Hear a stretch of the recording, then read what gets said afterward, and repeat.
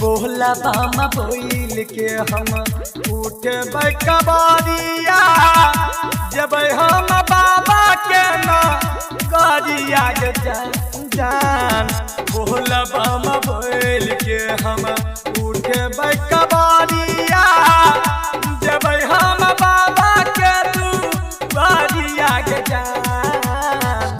सुनतिए बाबा अपने कहबै दानी रथिन हमरो परना जारिया गजान। सुनतिए बाबा अपने कहबै दानी रथिन हमरो परना जारिया गजान।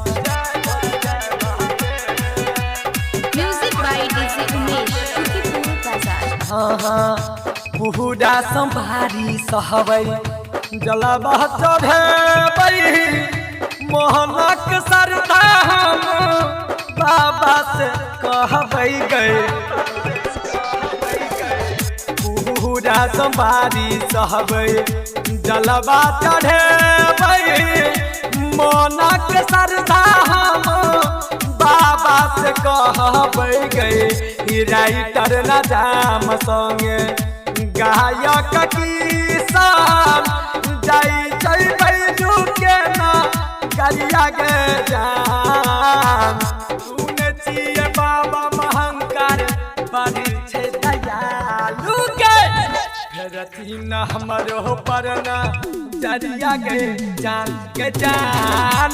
सुनतिए बाबा महंकार बड़ा छे दयालु गे रथिन हमरो परना जरिया गे जान। सुन ले गए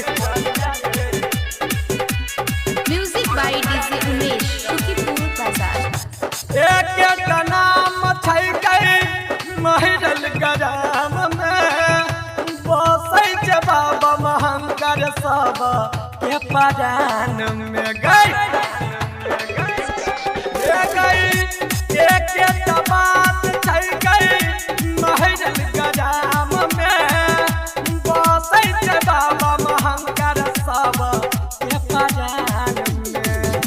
सुखल गया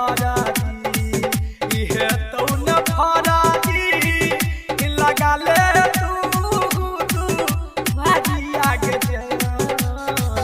सुनै छी बाबा महंकर बड़ छै कृपालु गे रथिन तोहरो परना जरिया के जान। सुनतिए बाबा अपने